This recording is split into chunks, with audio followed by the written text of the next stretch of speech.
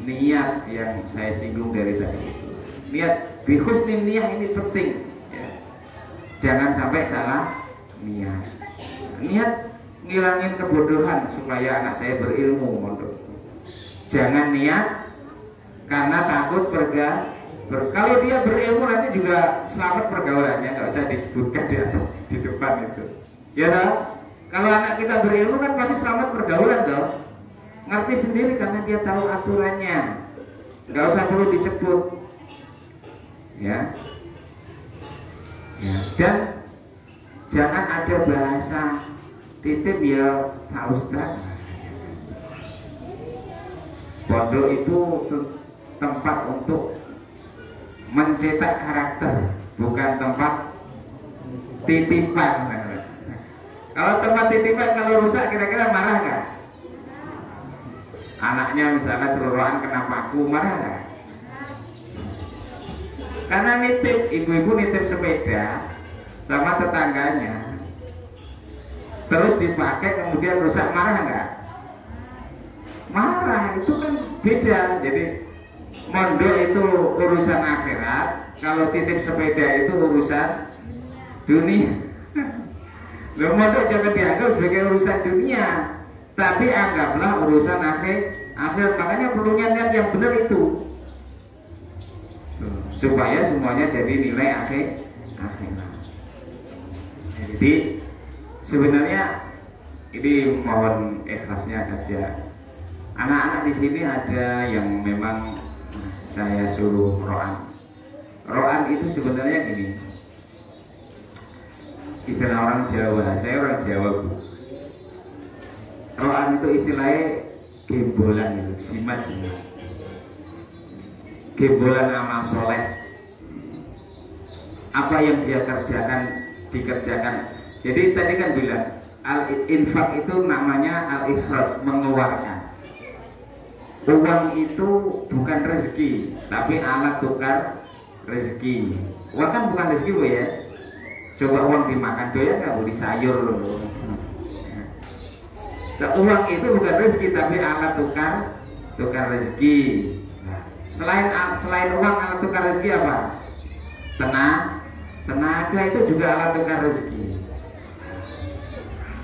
Anak-anak ini memang di hari-hari libur sengaja saya suruh ro'an supaya ini jadi gembolan dia. Apa yang menjadi karyanya dia, yang dia lakukan di pondok itu puluhan tahun bahkan ratusan tahun ini akan mengantarkan doa kepada orangnya, kepada santri itu, supaya didoakan. Batanya mendoakan, besinya mendoakan. Subhanallahi ma fis samawati wa ma fil ardh. Apa yang di langit, apa yang di bumi itu semuanya bertasbih kepada Allah. Batu bertasbih, pasir bertasbih, besi bertasbih, ya, split bertasbih, semen bertasbih, semuanya bertasbih. Mereka akan menjadi saksi di akhirat. Oh, ini dulu saya diangkat Bilal, ya. Saya dulu diangkat Fadil. Dulu saya diangkat ini menjadi saksi. Nah, dan itu akan mengantarkan keberuntungan anak-anak santri itu sendiri. Ya. Jadi kalau ada santri ro'an jangan dianggap. Jadi tadi udah saya bilang bahwa anggaplah mondok itu urusan akhirat, jangan urusan dunia. Kalau urusan dunia nanti lain, repot, nggak nyambung. Lalu saya suruh mondok kok malah disuruh ro'an. Ada tujuan tertentu anak itu disuruh ro'an. Kalau ibu pengen tahu, yang bikin cakar ayam dan tiang-tiang ini semuanya santri, nggak tukang. Jadi ada beberapa tukang suruh ngajarin santri. Ini santri semua itu. Dan rencananya kita nanti akan bikin sekolah SMP dan MA 3 lantai itu yang kita bangun sekitar 350 meter full. Insya Allah kita akan mulai nanti setelah ngecor ini baru kita bikin gedung sekolah. Ya. karena insya Allah nanti ini bulan apa Pak? Insya Allah akhir Maret itu ijab MA, izin operasional Madrasah Aliyah itu keluar. Kita udah urus kemarin, udah pleno di Bandung, udah sidang pleno di Bandung. Jadi ini MA-nya insya Allah akan keluar. Kenapa kita buka MA? Karena program kita itu 6 tahun. 6 tahun itu mondok di sini harus 6 tahun. Ya. Kenapa 6 tahun? Karena target kita itu tahfidz dan bahasa. Bahasa itu lebih konsentrasi ke qawaidnya, kaidahnya. Apa itu kaidahnya bahasa? Nahwu shorof. Karena nahwu shorof itu abul ilmi, bapaknya ilmu. Orang kalau pinter nahwu, pinter shorof, dia akan pinter tentang urusan ilmu yang lain, baik tafsir, hadis, tasawuf, ya, tauhid, ya, dan semuanya. Dia akan mengerti. Berbeda dengan hanya sekedar bahasa. Nah, pada modern kan yang dikejar bahasa Pak. Pada modern itu yang dikejar bahasa. Jadi selama 6 tahun dia itu harus hafal sekian ribu kosakata. Nah di sini polanya saya ubah. Bahasanya diganti dengan bahasa Al-Quran. Karena kalau bahasa Al-Quran itu baca satu huruf aja, satu kebaikan dilipat gandakan menjadi 10 kebaikan. Nah, tapi kalau hafal ribuan bahasa biasa selain bahasa Quran dapat pahala enggak? Enggak dapat dong. Bahasa itu kayak istilahnya bahasa itu mudah Pak. Kayak saya orang Jawa tinggal di Sunda ini. Kalau lama-kelamaan bisa ngomong Sunda. Bahkan orang Sunda sendiri nggak tahu, dikira orang Sunda. Ya. Kan saking seperti bahasanya udah kayak orang sini gitu. Jadi bahasa itu mudah ya. Makanya ngapal Quran itu mudah. Ngapal Quran itu mudah, nggak sulit. Dan tidak ada anak yang bodoh sebenarnya kalau dalam penelitian ilmu psikologi pendidikan itu. Dalam psikologi pendidikan itu nggak ada namanya anak bodoh, itu nggak ada. Karena manusia itu Allah ciptakan fi ahsani taqwim, dengan kesempurnaan. Dengan potensi-potensi kecerdasan. Cuma kadang-kadang kecerdasan itu tidak bisa terlihat pada saat itu, tapi bisa terlihatnya di waktu-waktu yang sudah ditentukan pastinya. Ya, jadi nggak ada anak yang bodoh. Yang ada itu anak malas. Ya, bodoh itu nggak ada. Semuanya pintar. Nah, kaitannya dengan ngapalin Quran itu, Bapak Ibu jangan merasa ngapalin Quran itu berat. Jangan ada ungkapan dari orang tua, ya mau ngapalin Quran terserah, nggak, jangan. Ya, harus ada, karena gini, psikologi anak-anak itu akan ngaruh Pak. Ketika orang tua menginginkan dan diam saja itu ngaruh. Ya, walaupun nanti hasilnya beda gitu Pak ya. Pokoknya saya mondok kamu itu, saya pengen kamu bisa ngaji bagus, pengen bisa hafal Quran, pengen bisa bahasa, nahwu shorof bisa begitu, pengen ini, pokoknya saya pengen ini. Jangan itu dianggap tuntutan, jangan bahasanya karunia terlalu saya bebani nanti. Jangan, itu tidak pendidikan namanya. Karena alman wa ainul aqo, sesuatu yang berat itu sebenarnya memberikan manfaat yang besar. Kalau anak itu terlalu dikelonin, tahu nggak dikelonin Pak? Ya, nggak akan bisa jadi orang, nggak akan bisa jadi orang besar. Biarin aja, cukup diawasi dari jauh. Ya, diawasi dari jauh. Nggak usah dilus-lus. Ibu-ibu sama anak-anaknya nanti akan kumpul terus sampai tua atau bisa? Bisa dong. Dan kalau sudah nikah kan bisa. Nggak mungkin dikelonin terus toh. Ya, jadi awasin dari jauh, cukup doakan prosesnya anak ini. Ya. Jadi alman wa ainul aqo, sesuatu yang berat itu sebenarnya memberikan manfaat yang besar. Termasuk aturan pondok. Gini Pak, beda. Nih saya cerita nih ya, sambil ngobrol santai aja tentang niat sudah. Anak yang sering dijenguk dan tidak sering dijenguk itu beda. Kemandiriannya beda, kedewasaannya beda, ketangguhannya juga beda. Ada anak itu namanya Bilal. Bilal itu kalau satu yang lain kan pengen dijenguk tuh. Kalau Bilal tuh nggak mau dijenguk, tapi maknya ngeyek terus pengen jenguk. Ya. Jadi beda hasilnya tuh beda. Santri-santri yang sebulan sekali dijenguk itu beda hasilnya, kemandiriannya juga beda, ketangguhannya juga beda. Ya. Jangan ketemu lah, biar anak-anak itu menjalani proses hidupnya pesantren. Karena di pesantren itu belajar, Bu, ya. Belajar nanti kalau dia jadi ustadzah, jadi kiai, jadi apapun lah, yang penting soleh-soleh. Ya. Itu nanti dia akan dihadapkan orang-orang yang berbeda. Di pondok itu kan orang-orang berbeda loh. Ada yang jutek, ada yang suka iseng, ya. Ada apa lagi? Ada yang suka kabur, ada yang ya.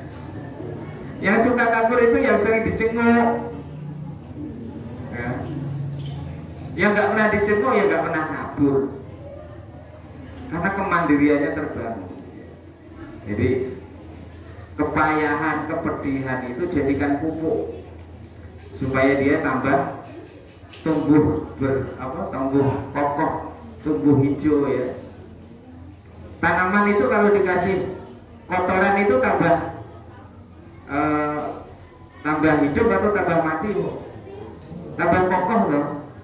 Coba nanam mangga dikasih kotoran B terus, tambah pertumbuhannya tambah cepat loh, tambah hijau. Hijau itu melambangkan kedewasaan, ya, melambangkan apa namanya, kekuatan, kedamaian. Itu hijau, dewasa, akhirnya dia juga tenang, hidupnya terarah,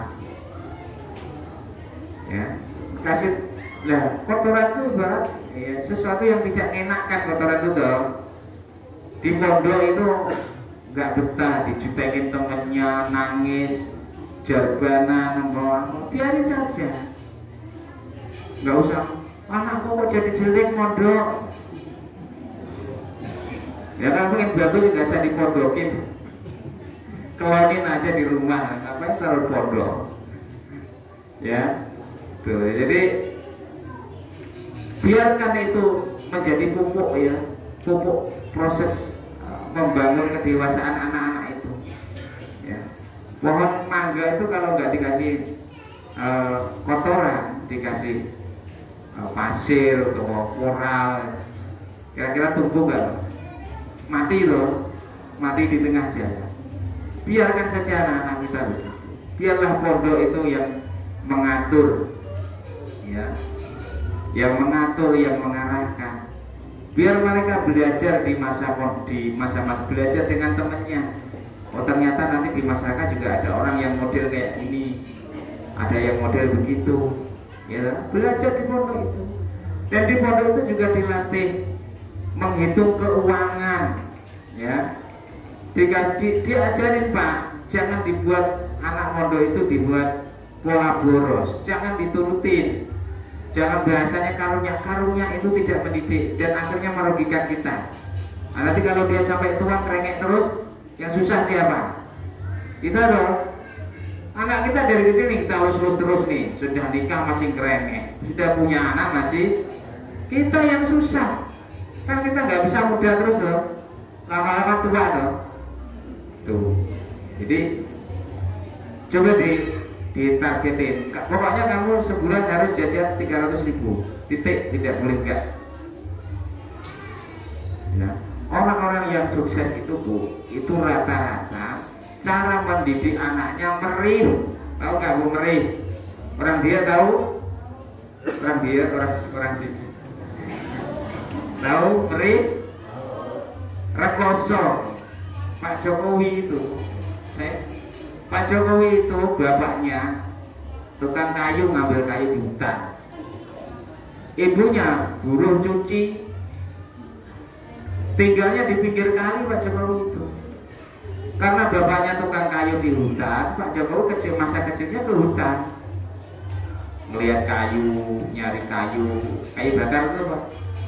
Akhirnya pengalaman masa kecilnya itu hasil singkat cerita, kuliahnya ngambil jurusan perhutani karena masa kecilnya lihat kayu-kayu di hutan itu, ada kayu jati, mahoni, ya, ngambil jurusan perhutanan.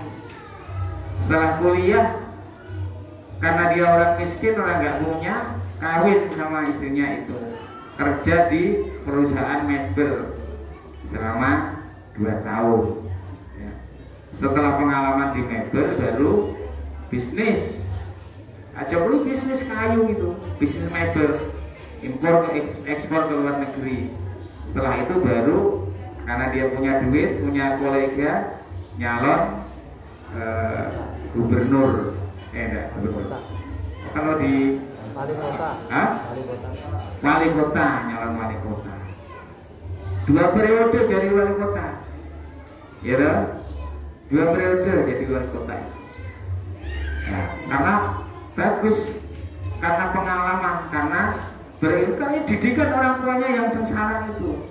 Makanya anak kalau dididik enak-enak itu, ya, potensi tidak berhasil. Ya, kalau mendidik anak itu terlalu nyaman, itu potensi anak membatasi keberhasilan anak. Ya, didiklah yang keras.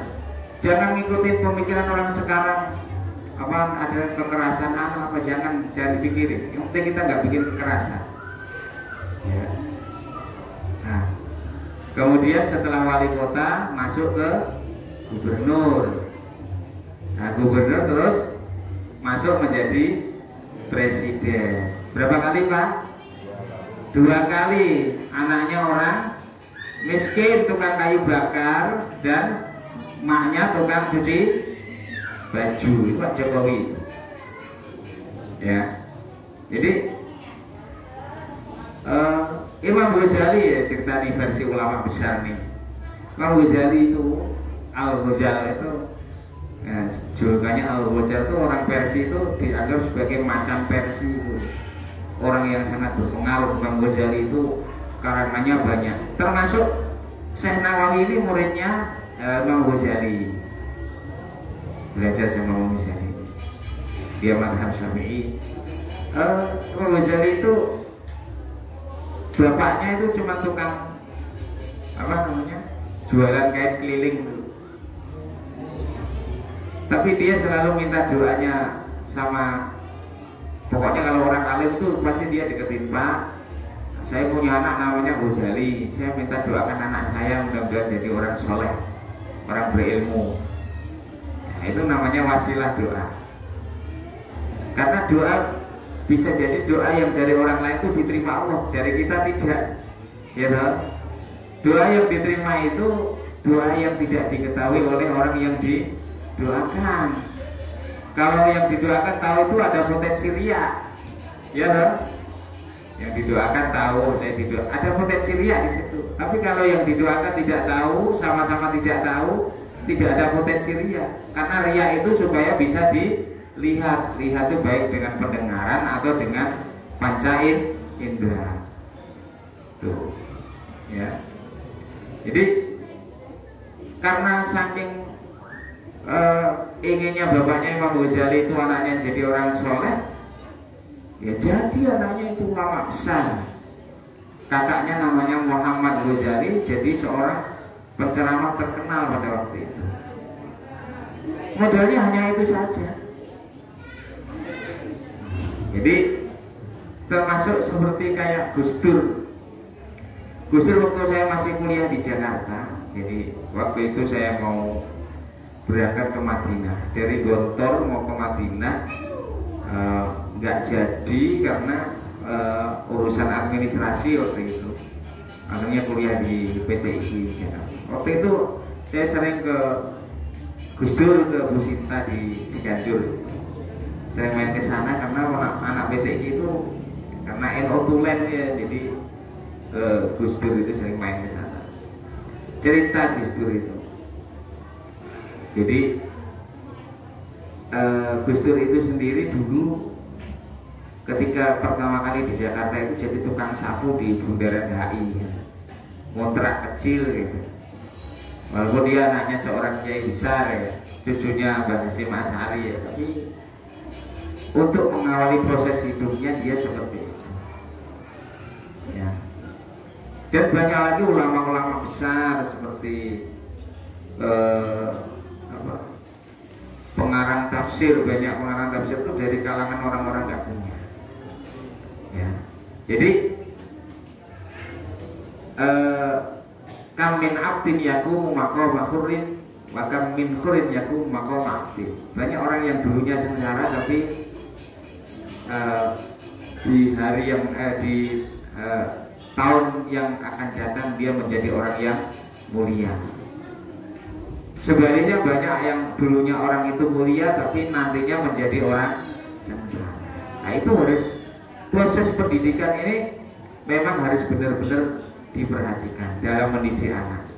Makanya pendidikan yang tepat ini adalah di pondok pesantren, karena pondok pesantren itu semuanya dapat Bu ya, kemandiriannya dapat, kedewasaannya dapat, terus dia juga diajarin cara bagaimana bergaul, cara bagaimana ngitung uang. Nah, terkait dengan disiplin masalah jajan anak ini tolong dibatasi dan jangan dibudayakan dengan namanya utang ya, karena itu pendidikan yang tidak kita sadari Bu ya. Contohnya gini, kenapa anak kita ini sekarang sudah biasa berbohong? Karena kita yang ngajarin. Contohnya yang ngajarin itu gini loh ya, nggak sadar kita ada tukang bank keliling datang ke rumah, punya tagihan bank keliling umpamanya. Assalamualaikum, salam. Bapak ada. Sebelum bank keliling itu orang tuanya udah pesan dulu sama anaknya. Nanti kalau ada yang datang ke sini, bilang aja bapak tidak ada. Padahal bapaknya tidur di dalam. Nah, berarti kan dia ngajarin bohong toh. Nah, secara tidak sadar itu udah ngajarin bohong anak kita. Ya toh? Makanya wajar kalau anak kita sudah berani berbohong. Ya. Itu pendidikan yang tidak kita sadari tapi menjadi karakter. Karena itu sudah menjadi kebiasaan kita kadang-kadang, gitu. Atau ada tamu nih malah bilangin aja bapaknya yang nggak ada, lagi pergi padahal mah lagi di belakang masak, ya, gitu. Ah, seperti budaya utang. Ya, utang itu kalau kata Imam Syafi'i itu perkara kecil yang dibiasakan itu nanti akan menjadi karakter watak. Orang utang itu kan cenderung orang nggak mau prihatin ya Pak, nggak mau prihatin. Makanya pondok itu sebenarnya sudah menyediakan anak wajib makan di pondok. Makanya pondok itu sebenarnya kalau diberi kalau ada kerjasama ya, pengelolaan uang itu dipegang pondok itu bisa tertib ya. Pondok, jadi kenapa pondok itu harus sudah menentukan jam sekian harus ngambil uang. Pengajaran disiplin Pak ya. Jam 9 harus baru ngambil uang. Sebelum jam 9 nggak punya uang. Mengajarkan untuk disiplin ya. Seperti tadi kata Imam Ghazali, perkara yang sedikit tapi itu kontinu akan menjadi karakter. Dalam psikologi dalam psikologi, ilmu psikologi itu keburukan yang kita bangun itu akan bisa menjadi karakter. Sehari nih misalkan kita melakukan keburukan 100 kali ya, itu dalam teori psikologi dan agama itu sama. Sehari kita melakukan 100 keburukan, berarti kalau seminggu 700 keburukan. Kalau setahun, sebulan dia berapa? Kalau setahun, kalau 2 keburukan yang kita bangun itu akhirnya menjadi watak buruk. Makanya dosa yang bertumpuk-tumpuk itu akan menjadi hati yang keras ya. Jadi Dosa itu ya banyak, dosa lahir maupun dosa batin. Yang kita bangun tumpuk-tumpuk keras itu artinya apa? Tidak bisa menerima kebenaran atau kebaikan. Tidak bisa mengenal Allah, jauh dari Allah, itu keras. Ya, dikasih nasihat, kamu harus begini, nggak mau. Disuruh ini, suruh ini, nggak mau, keras. Ya, karena numpuknya maksiat sehingga menjadi watak, menjadi karakter. Ya, anak juga begitu. Kalau kita ajarkan pokoknya nggak punya duit utang, nanti kalau sudah dewasa juga punya kebiasaan begitu. Ya, nggak punya duit utang, jangan begitu. Ya, pondok mengharapkan, karena tujuan pondok itu pendidikan Pak ya, bukan membatasi, bukan, tapi pendidikan tujuan. Ya, jadi Bapak Ibu harus mengerti itu. Ya, jadi kalau pondok itu, kalau dipegang pondok ya sehari harus 10.000, tidak boleh itu. Ya, karena kita ajarkan kedisiplinan, kita ajarkan bagaimana dia memanage uang. Ya, ya, jadi apa namanya, didiklah yang keras, karena pendidikan yang keras itu akan keras dalam arti bukan keras yang secara umum Pak ya, keras fleksibel gitu ya, keras fleksibel. Ada waktunya kita harus perhatian sama anak kita, ada waktunya kita harus cuek sama anak kita. Ya. Karena kalau kita tidak begitu, anak kita ini nggak dewasa Pak, ya susah, dewasanya susah, sedikit ngeluh. Ya. Jadi itu Pak ya. Jadi terus selanjutnya terkait dengan aliyah. Aliyah itu nanti tidak ada biaya. Jadi meneruskan aliyah itu nggak ada biayanya, karena memang program kita ini sudah 6 tahun. Ya, jadi masuk aliyah nggak ada biaya, cukup ada biaya bulanan aja untuk makan anak-anak itu, selebihnya nggak ada. Ya. Lah gedungnya mana Pak? Ya, insya Allah kita akan bangun gedung. Ya, seperti tadi urusan dunia ini ya sebenarnya pondoknya nggak ada duitnya. Ya tapi duit yang punya kan Allah, rezeki yang punya Allah, besi yang punya siapa Pak? Allah, batu juga Allah, pasir. Nah, bukan manusia. Manusia cuma menyediakan alat tukarnya aja. Ya, makanya pondok itu ini asrama putri ini insya Allah 3 lantai, ini 200 meter. Satu lantainya itu sekitar 500 jutaan. Ya. Kalau borongan 3 juta ya 600-an lah ya. Nah kalau 3 lantai ya berapa Pak? 1,8. Kalau yang gedung sekolah itu sekitar 350. Satu lantainya misalkan 3 juta ya, ya hampir 3 miliar, 4 miliar. Nah itu duitnya dari mana Pak? Ya, dari mana-mana saja. Nggak usah dipikirin gitu. Jadi kalau di hikam itu Bu dijelaskan, saya lihat perkataan Ibnu Athaillah itu luar biasa. Itu perkataannya gimana? Saya catat tadi. Arif, perkataannya. Arif nafsaka minat tadbir, fama qama bi ghairuka anka la takum bihi li nafsi. Istirahatkan dirimu atau pikiranmu dari kesibukan mengatur kebutuhan duniamu, sebab apa yang sudah dijamin diselesaikan oleh, sebab apa yang sudah dijamin sudah diselesaikan oleh selain kamu. Engkau tidak usah terlalu memikirkannya. Jadi apa namanya, istirahatkan dirimu dari mengajar untuk mengatur kebutuhan duniamu ya. Jadi urusan dunia itu nggak usah terlalu kamu kejar. Karena sebenarnya yang sudah mencukupkan rezeki ini hanyalah Allah. Sudah dilakukan Allah cara mencukupkan rezekinya itu. Maka nggak perlu kamu pikirkan, kata Ibnu Athaillah. Ya seperti tadi tuh, seorang bayi nggak pernah minta rezeki sama Allah, dikasih makan sendiri tuh, kasih makan darah air. Ketika dia lahir, karena bayi itu sangat merepotkan, akhirnya Allah berikan sifat rahmah kepada kedua orang tuanya. Ya, tidak pernah meminta, tapi Allah sudah cukupkan. Ya, wa ma min dabbatin illa 'ala Allah rizquha. Yang ada di muka bumi ini, ya semuanya itu sudah dicukupkan rezekinya oleh Allah Subhanahu wa taala. Pertimbangan saya, ya kalau sudah ada pondoknya, lah masa nggak ada duitnya. Itu. Ya, jadi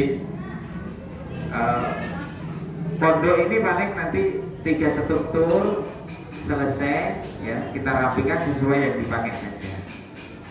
Jadi tampilan dari luar itu seolah-olah sudah bentuk bangunan rapi, tapi dalamnya belum, Pak. Ya, sekolah juga begitu. Jadi nanti kita bangun sesuai dengan kebutuhan. Jadi struktur. Tujuannya apa, Pak? Menyiapkan pancingan. Kalau pancingannya besar kan yang masuk besar tuh, Pak. Kalau pancingannya kecil yang masuk kecil. Ya. Pancingan apa? Sedekahnya kecil ya, hasilnya kecil. Sedekahnya besar, hasilnya besar.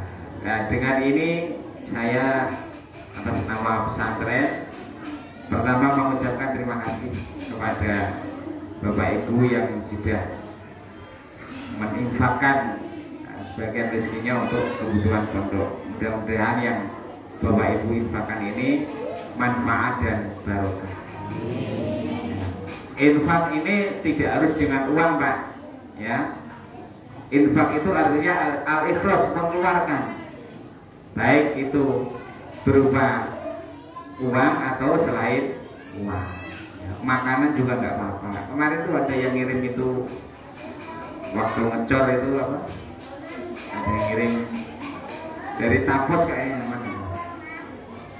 Ya, ada yang ngirim buat makan yang ngecor itu. Nah, kita masih ngecor 2 hari. Nah, silahkan kalau mau ngirim. Ya, bukan maksa Bu ya, tapi ngasih info saja. Ya, silahkan 2 hari lagi kita akan ngecor. Setelah ini selesai baru kita nanti akan bikin terus sekolah. Mudah-mudahan prosesnya dilancarkan oleh Allah Subhanahu wa taala. Jadi terkait lagi dengan tadi aliyah, jadi aliyah itu sudah tidak ada biaya lagi, ya, karena target kita 6 tahun. 6 tahun itu sebenarnya kalau sudah kita atur itu per tahun anak itu harus selesai 5 juz, kali 6 berarti 30 juz. Nah, musyarakatnya itu dari kelas 1 itu belajar Amsilatut Tasrif, kemudian Qawaidul I'lal, kemudian Nadzum Maksud, kemudian belajar sorof yang agak lebih luas lagi.